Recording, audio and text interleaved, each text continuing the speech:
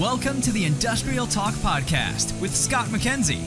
Scott is a passionate industry professional dedicated to transferring cutting-edge, industry-focused innovations and trends while highlighting the men and women who keep the world moving.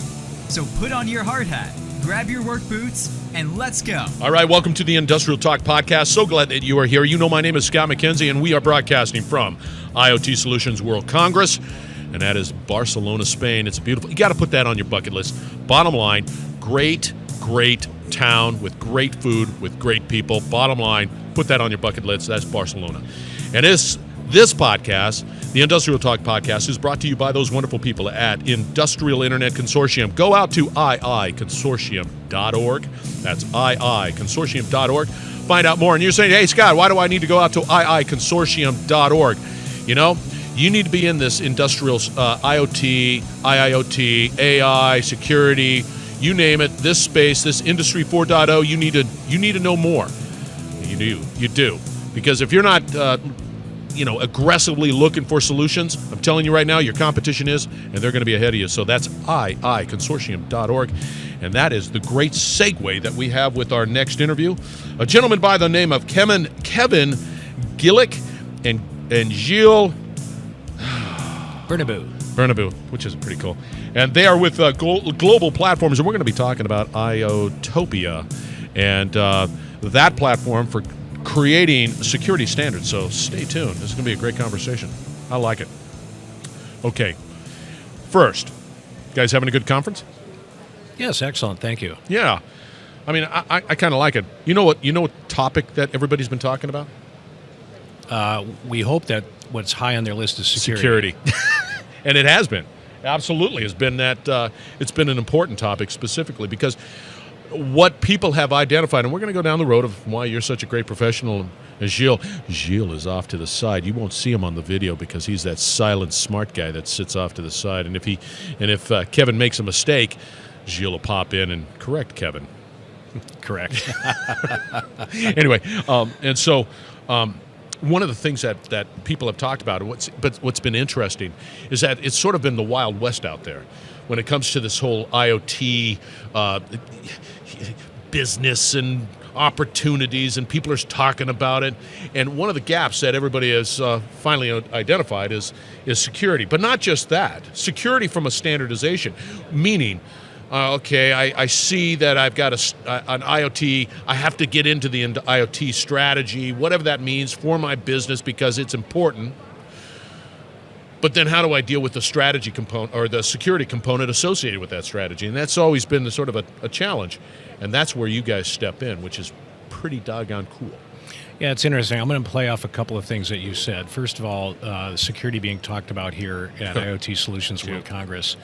I was very interested in the keynote, very first opening address on Tuesday. The keynote speaker made a comment that was intended to, I think, rattle and unsettle the audience. And that comment was, without cybersecurity, we have no industry. And he laid that out there, I think, true. Both as a challenge to say that we collectively, and hopefully in the spirit of collaboration, are going to take seriously the need for security in order to, in fact, ensure the sustainability of the industry and trust within the industry. The other thing you mentioned was standards, and I thought this was also an interesting thing that later in that same day during a healthcare breakout session, one of the speakers there said, IoT cannot mainstream without standards. And so peers in the working sessions and in the plenaries are echoing the need for security and standardization, and at least from the perspective of GlobalPlatform and our members, we're grateful that at least the drum is being pounded, because as you said, we're dealing with a wild, wild west situation right now where we have a lot of entrants coming into what is perceived as very fertile ground. Everyone wants their piece of real estate in that new fertile space.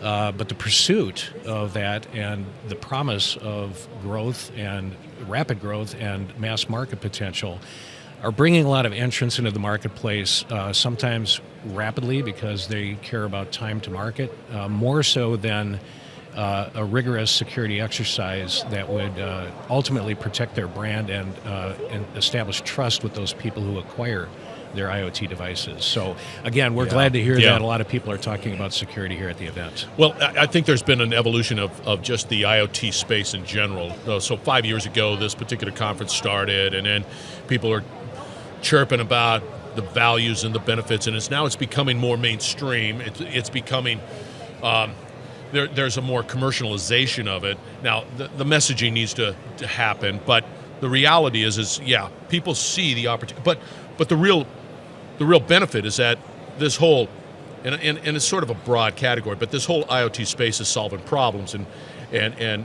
transforming businesses for the better. And so you got to get engaged. But the area that we see the benefits, but you've got to have some level of confidence that you're secure. And that's where that's sort of, once again, you're at the beginning of how do you create standards? How do you create some sort of consistency? So me as a business, okay, I see it. How do I'm just not gonna blaze my own trail on trying to define what the standards are. I need an entity associated that gives me some sort of standards. Mm-hmm. And that's what your guys are. Yeah, if I may, let me give you, the listeners, a short context about who GlobalPlatform is, because it gets to the heart of this standards discussion. GlobalPlatform is a nonprofit. We are a .org. For your listeners, globalplatform.org you can go to. Yep. We were established in 1999, so we're not an inexperienced group, and we're a very tenured group. We are made up of about 90 plus members today. These are global technology companies and global digital service providers who come together in a spirit of collaboration to create specifications, configurations, implementation guidance and guidelines, along with accompanying certification programs for both functional and security certification of component technologies. So we've been around a long time, and so when we say we're now making a foray into IoT, we're already there in IoT. The technology that we've developed, the specifications that we've launched over time are already logically extensible into the IoT space. Now, your listeners may not know this, but they're already carrying us around in their personal wallet today.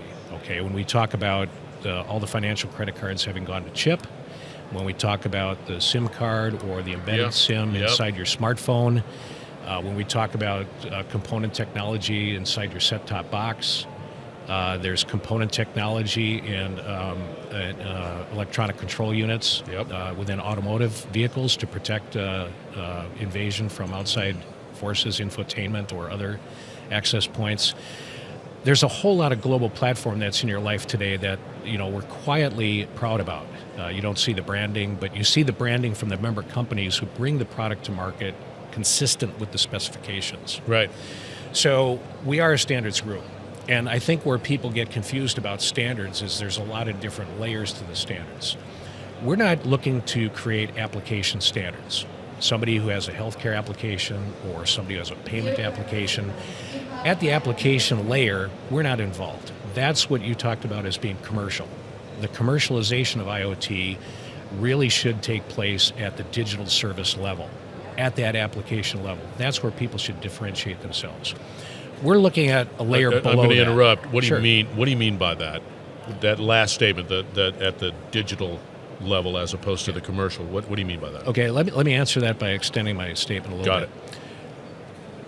Our members are going to develop specifications that provide security services on the secure components, things like a secure element, or things like a trusted execution environment, the environment where the security services are going to reside. Above that is where people will develop their differentiated application, where they want their brand recognition. Right. My payment service, my parking service, my right. health service, my whatever the case might be. Right. What we want to do is make sure that people understand that in this world where R&D dollars are fiercely fought for, either through venture capitalization or within their own corporate structure, they have a finite amount of money to invest in getting into the IoT game. They may also have a finite amount of time to get into the game as directed by management or as directed by the investment community. Our organization doesn't want them to waste time or money to develop things that already exist from the industry. And what exists from the industry is a whole methodology around security architecture, security services, and administrative functionality that independently people are going to invest in and try and create. And ultimately what that does is they end up bringing something to market that they over-invested in unnecessarily. They may find themselves isolated because they're proprietary. They may find themselves with a device that is non-standard as standards move forward with the industry. Right. And therefore, they may need to ultimately redo things downstream, which are avoidable by thinking about standards on the front end. And so, I agree that there is confusion about standards. One of the things that we're saying is, look, through this IOTOPIA initiative and GlobalPlatform, we've given it a brand name. We've called it IOTOPIA, but your listeners should understand that it is not a commercial product. It's a means of identifying an ambition within the membership ranks to solve critical standardization problems and challenges that the IoT industry faces right now. And there's 4 of them that we've identified, okay? We call them pillars.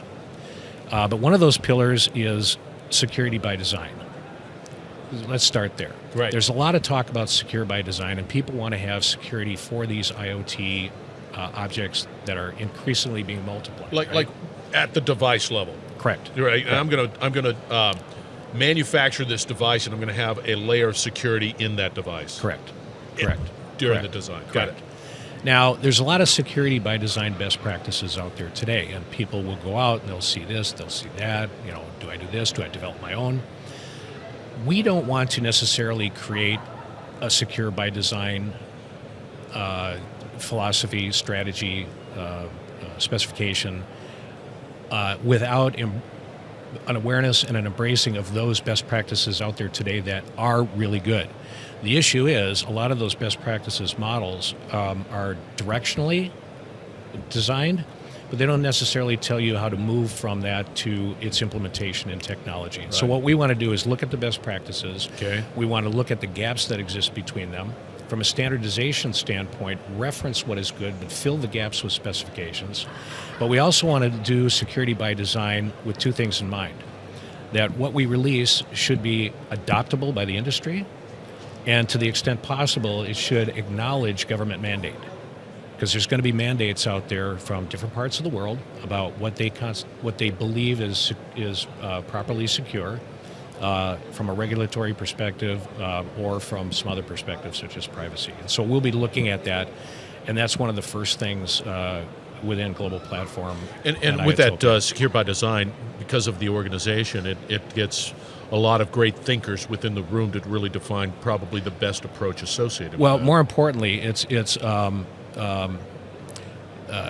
thought leadership from a couple of different perspectives. Right. One is leadership in knowing the use cases. What are the use cases out there that need to be accounted for in the spec? Right. Knowledge in terms of security vulnerability, where based on past deployment in other market sectors and the use of security and where we have known and experience around vulnerabilities, where might those surface in this that has to be accounted for in this? But the third area of expertise really is in security.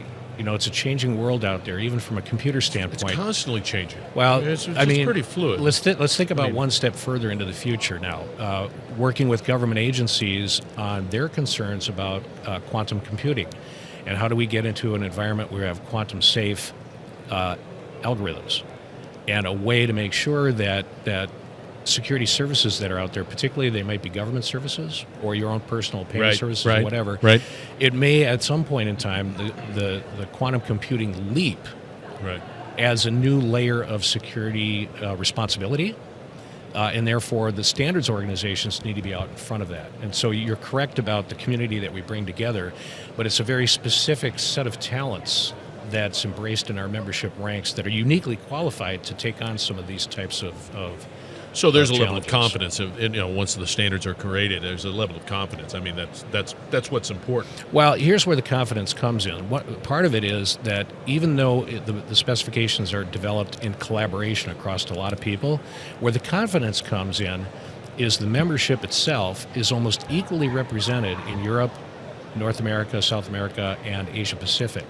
So when we look at these specs, and we want to make sure that they account for regional requirements. Absolutely. But the membership, if you think about all the kinds of players that are involved, from test laboratories to test tool makers to chip manufacturers to payment services companies, et cetera, all of those types of commercial enterprises make up the membership. So we're pretty confident in recognizing that when a spec, when it's developed, it'll meet the needs of the different vertical markets. Yeah, that's good. And it'll apply well to the regions in its deployment. Very good. Very good. I like that. I like that a lot. Number two out of the list is device intent. What is interesting about this and where it becomes difficult is I'm going to have another device that's added to my network. It's IoT, okay? What is it? Is it allowed to be on this network? What's its purpose? What is it intended to perform? Is it performing something or seeking to access something outside of its known privileges, okay? So all of this, do I know what's out there? Do I know what it's supposed to do? Can I prevent it from doing something that it should not do, okay? How all of these devices get properly recognized and supported properly through IT becomes a very important issue as well. We want to be able to put in place certain standards that allow the IT professionals and the people who have cloud services with any number of devices seeking to access those cloud services, right? There's going to be lots of different devices out there. Crazy amount. So, do I know amount. what kind of devices out there? Can I account for it? And then in accounting for it, at some point, one of our pillars then, what does it mean in terms of managing the life cycle of my application, or from the provider of that device, the life cycle of that device itself? And it all starts first with, can I acknowledge what it is and does it belong? And so there's a lot of ways that this can be done in a proprietary way. The industry is struggling with this to a degree. What we want to do is put in place a framework that can be adopted by anyone to say this is one of the ways to do it. Now, we're not starting from scratch here. There's an organization called IETF, and IETF has a technology which is called MUD, M-U-D, and it stands for the Manufacturer Usage Description. And what it is a way of a manufacturer appending to a particular product a unique identifier. And by using the MUD description and that identifier as a basis for determining device identity, we can then establish MUD repositories. We can have a means by which a device manufacturer can register devices into a repository, and a service provider then recognize or cross-reference somebody who's trying to seek a service with a legitimate device and their MUD file from the repository. Right. So it's a way to start this process. It's not necessarily the end game, but it's a game as an example that well-established entities like the National Institute of Standards and Technology, NIST, is very much interested in looking at MUD as a mechanism to support device intent. All right, now number 3. Well, this is secure and autonomous onboarding of the device itself. It's easy when you think about it. I'm the IT manager in an enterprise, okay, and I've got an employee who may have one object, a PC, but now they have a phone. They've got 2 objects. Then they've got an intelligent wristwatch. Then they've got some other client device. Wearable device. So when you start multiplying the number of devices per individual, and I'm the IT guy, there's some studies out there that have said that I'm going to have to multiply my IT department by 2, 3, 4 times personnel in order to just deal with the number of devices out there that we're supporting or have to onboard. Challenge. Yeah. Now, if every device is the same, they're homogeneous. Yeah. And the process by which I onboard them is identical. Then once you know the device and you know the process, this can go very quickly. But the reality is there's going to be all kinds of devices out there. No such thing as a homogeneous environment. All kinds of things. Yeah. So it's not so much the proliferation and the number of devices, it becomes a question of also the types of devices. Oh, absolutely. So what we're going to be looking at in GlobalPlatform and in the IOTopia initiative, again, is a framework, an implementable framework that will allow some malice of forethought, if you will, about how we go about secure device onboarding. Now, we could get into that technically, that's why I have Gilles on board, but I'm addressing this at the 30,000-foot level so that your listeners know that this is the third of 4 significant problems that the wild, wild west and IoT is facing. And there's an organization that's very serious about putting in place something concrete, not an abstraction here, but something concrete that will help with this onboarding issue. And then, finally, number 4. Well, finally, we've got device lifecycle management. Yeah, that's important. Yep. You have lots of different devices out there, and in different markets, they're going to have different lifespans. That's in right. some places, an IoT object is intended to have a service life of maybe 6 months or a year. Right. I mean, think how quickly you and I and our children turn over their smartphone. Yeah, right? that's right. Next generation, boom, it's new. Never. No, But there are other things out there that might be a component in a smart grid for a smart city. There might be a component technology on a smart meter. There might be appliances in your home that are there for a long time. These things need to be managed throughout their life cycle in terms of, because the vulnerabilities are going to change over time. Vulnerability, and then when the life cycle comes due, you got to do it again. You got to put something else out there and ensure that you have the right security and whatever. You go through the whole process. Well, again. and you have to properly disassociate the technology that is supposed to be removed from its life cycle from any access to privileged services, because somebody might use something that is perceived to be no longer in service. And if there is a way to access that and get into a secure network from product that should no longer be recognized, that's a vulnerability. But the other thing is, too, at lifecycle management, the people who put these products out there have certain liabilities. And I was talking earlier with Gilles about there's regulations now, GDPR, privacy rights regulations, et cetera. Yep. That if I don't provide security, if I allow something in its life cycle to become vulnerable because I fail to update, if I fail to do things, and there is a data breach, there is an attack that affects you or affects a large population of people. We've seen it before where there's fines levied and prices it's to be not made. a pretty thing. And so to avoid a litigious world and a vulnerability world, and in the case where you have these kinds of hacks and stolen, you now have branding damage. You also have trust damage for any product that you subsequently release. So with all of these risks at stake, and some of them financial, some of them branding, It's huge. The ability to make sure that the devices that are out there that need to be managed and the services that need to be managed are capable of being done so. So what are the mechanisms to do that? And are there standardized mechanisms that allow you to do that that will transcend time? Because again, some of those objects are going to be out there for a long period of time. So even as the lifecycle management standards and specifications evolve, it's necessary that they be backward compatible. Right? I mean, so all of this needs to be thought through.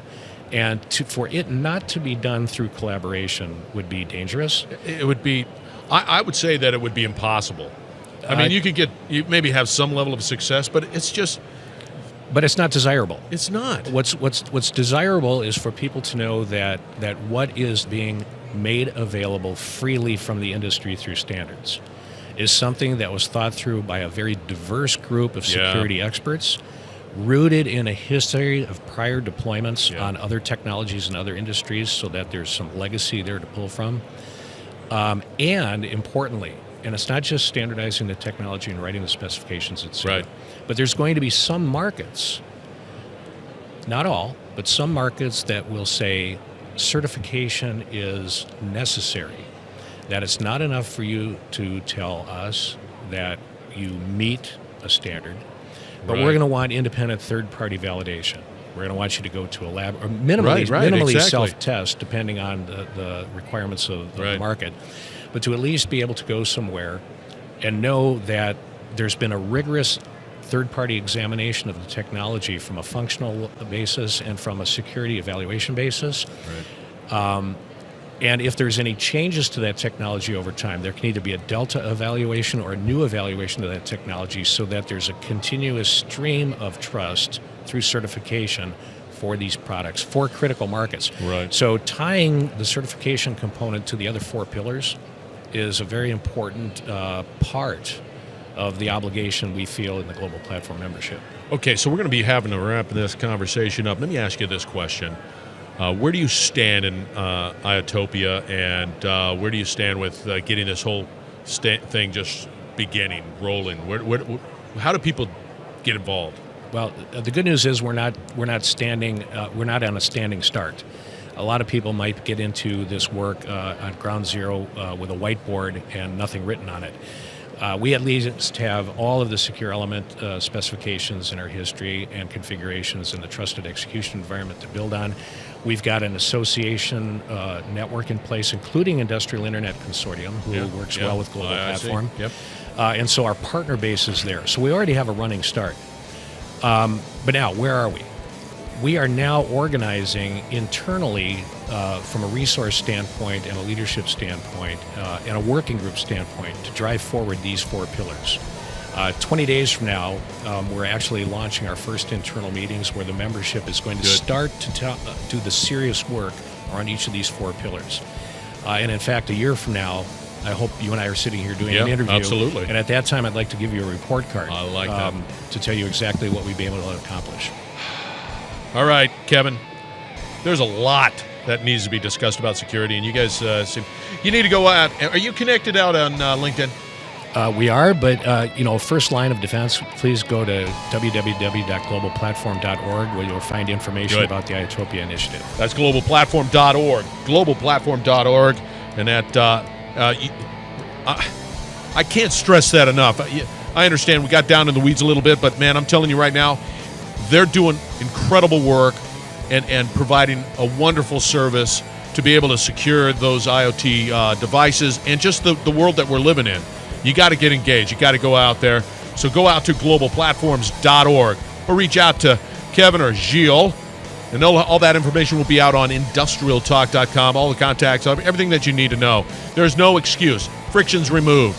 So you got to get engaged. You got to know more, or something's going to happen. Boo-boo. All right.